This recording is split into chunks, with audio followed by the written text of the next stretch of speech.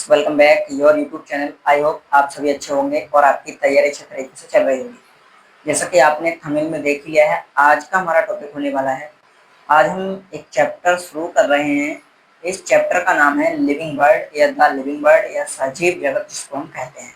और यदि आप बायोलॉजी की तैयारी कर रहे हैं, चाहे वो तैयारी आप CUET UG की कर रहे हैं या एम्स नर्सिंग के लिए कर रहे हैं या CNET के लिए, यानी कि जो कंबाइंड नर्सिंग एंट्रेंस टेस्ट होता है उसके लिए, या नीट के लिए, इन एंट्रेंस एग्जाम या इसके अतिरिक्त और भी एंट्रेंस एग्जाम है जिनमें बायोलॉजी पूछी जाती है, तो सभी के लिए ये जो वीडियो है बहुत ही महत्वपूर्ण हो सकता है। तो यदि आप भी किसी एग्जाम की तैयारी कर रहे हैं तो आप हमारे साथ जुड़ सकते हैं।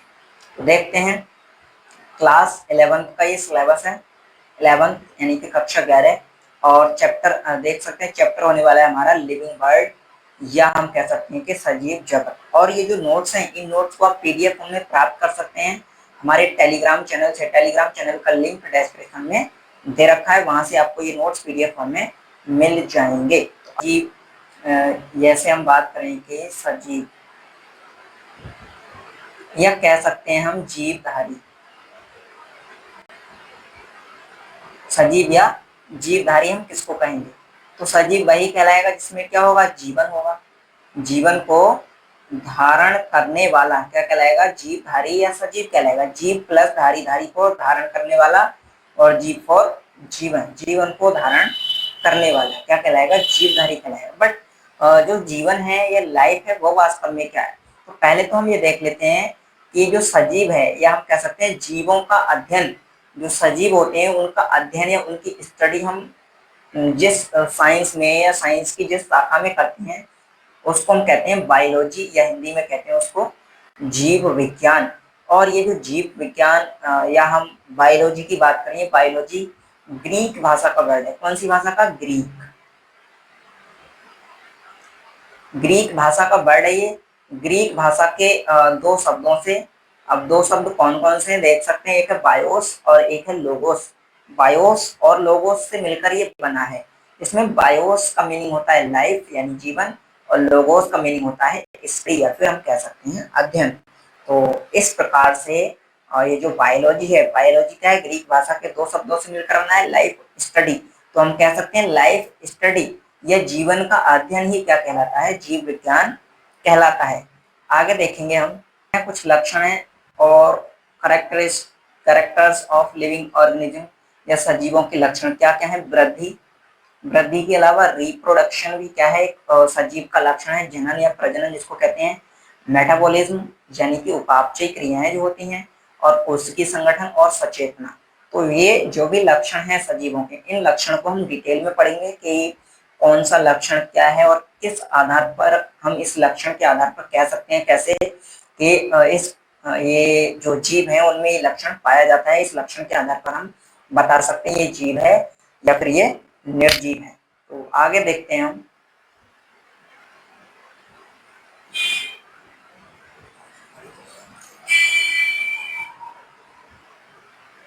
तो पहला जो लक्षण हमने उसमें स्टडी किया था, उस पहले लक्षण को देखते हैं। फर्स्ट जो लक्षण या कैरेक्टर था हमारा, वो था सजीव का फर्स्ट कैरेक्टर था वृद्धि। क्या था? वृद्धि। वृद्धि या जिसको इंग्लिश में बोला जाता है ग्रोथ। अब ग्रोथ या वृद्धि क्या होती है? ग्रोथ या वृद्धि की हम बात करें तो संख्या, भार या आयतन में बढ़ोतरी, आयतन का बढ़ना क्या कहलाता है? वृद्धि कहलाता है। जैसे उदाहरण के लिए हमारे पास एक सेल है, एक सेल से दो सेल बनी, 3 बनी, 4 बनी, 5 बनी, तो ये क्या हो रहा है? संख्या बढ़ रही है, तो ये भी वृद्धि कहलाएगी। वहीं एक सेल है, वो इतने आकार की, और कुछ समय बाद उसका आकार ऐसा हो जाता है, तो क्या हुआ? उसके भार में या आकार में या आयतन में क्या हुआ? वृद्धि हुई, और वो भी क्या है? एक प्रकार की वृद्धि है। अगर हम वृद्धि की बात करें तो वृद्धि को मुख्यतः दो भागों में हमने विभाजित किया है। एक होती है आंतरिक वृद्धि, जिसको इंग्लिश में इंट्रिंसिक ग्रोथ कहते हैं, और दूसरी होती है बाह्य वृद्धि या एक्सट्रिंसिक ग्रोथ। तो सबसे पहले हम इंट्रिंसिक ग्रोथ की बात करते हैं। बॉडी के अंदर यानी कि शरीर के अंदर होने वाली जो वृद्धि है वही क्या कहलाती है? इंट्रिंसिक ग्रोथ या वृद्धि कहलाती है। अभी आगे इसके बारे में पढ़ेंगे। अगर हम बाह्य वृद्धि की बात करें तो बाह्य वृद्धि होती है बाहर से होने वाली वृद्धि, या इसको दूसरे शब्दों में कहा जा सकता है कि किसी बाह्य पदार्थ का जमाव, जैसे कि लोहे पर जंग लगना, या और भी अगर हम देखें तो यहाँ हम देख पाएंगे हिमखंडों का आकार बढ़ना। जैसे लोहा होता है, लोहे पर जंग लगना, उससे क्या हुआ, उसमें वृद्धि तो हुई, बट उसके आधार पर हम लोहे को सजीव तो नहीं कहेंगे। ठीक इसी प्रकार से हिमखंड, जो बर्फीले खंड होते हैं, पहाड़ होते हैं, उन पे बर्फ जमा होने से क्या होता है, उनका आकार बढ़ता है। उनकी जो आकार बढ़ा तो उसको भी हम वृद्धि नहीं कहेंगे। उसके बाद अगर हम देखें तो हमारी आंतरिक वृद्धि होती है, इंट्रिंसिक ग्रोथ, वो भी दो प्रकार की होती है। एक होती है असीमित और एक होती है सीमित, या इनडिटर्मिनेंट ग्रोथ और डिटर्मिनेंट ग्रोथ। जैसे लाइफ टाइम सतत, यानी ऐसी ग्रोथ जो लाइफ टाइम पूरे जीवन भर चलती रहती है, उस वृद्धि को हम क्या कहेंगे, असीमित, यानी जिसकी कोई सीमा नहीं है, जिसकी कोई लिमिट नहीं है, यानी लगातार पूरे जीवन भर वो लगातार क्रमबद्ध तरीके से होती रहती है। एग्जाम्पल की हम बात करें, प्लांट्स या जो पौधे होते हैं, वो पौधे जो होते हैं उनमें लगातार पूरे जीवन भर क्या होती है, ग्रोथ होती है। वहीं अगर हम सीमित वृद्धि की बात करें तो एक निश्चित आयु तक वृद्धि देखने को मिलती है। ऐसे अधिकांश उच्च पौधे एवं जंतुओं में, यानी जंतु अगर हम ह्यूमन की बात करें या अन्य जंतुओं की बात करें, जैसे उदाहरण के लिए हम डॉग की बात कर लेते हैं। डॉग जो मतलब चाइल्ड स्टेज में होता है या छोटा बच्चा होता है डॉग का, तो उसका साइज कम होता है। धीरे धीरे जैसे उसकी आयु बढ़ती है, एक निश्चित आयु तक उसका जो साइज है या आकार है उसमें उसकी वृद्धि हो जाती है, और उसके बाद उसकी वृद्धि नहीं होती है, तो वो वृद्धि क्या होगी, सीमित वृद्धि कहलाएगी। तो अब देखेंगे वृद्धि के आधार पर क्या हम कह सकते हैं कि कोई सजीव है या निर्जीव है। तो यहाँ हमने एक इम्पोर्टेंट नोट्स लिखा है, इस नोट को हम देख लेते हैं।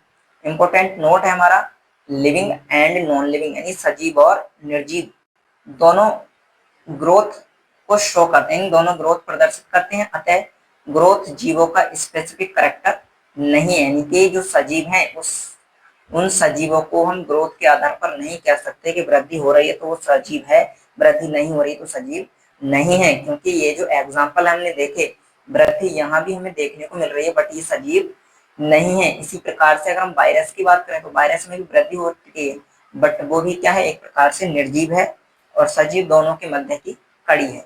तो आज के वीडियो में हमने कुछ जो सजीव है उसके बेसिक्स के बारे में पढ़ा। उसके बाद जो अगले करेक्टर्स हैं इसके, जैसे कि मेटाबॉलिज्म, सेलुलर ऑर्गेनाइजेशन, या जो अन्य करेक्टर्स, रिप्रोडक्शन वगैरह जो हमने पढ़े थे, उसको हम नेक्स्ट वीडियो में कवर करने वाले हैं। और यदि आप इसी प्रकार के बायोलॉजी क्लासेस स्टडी करना चाहते हैं, इंपोर्टेंट नोट्स बनाना चाहते हैं हिंदी में, तो आप हमें सब्सक्राइब कर सकते हैं। हम बायोलॉजी से related career options, course, topics पर लगातार वीडियो लाते रहते हैं। तो आज की वीडियो में इतना ही, मिलते हैं अगली वीडियो में, तब तक के लिए धन्यवाद। जय हिंद।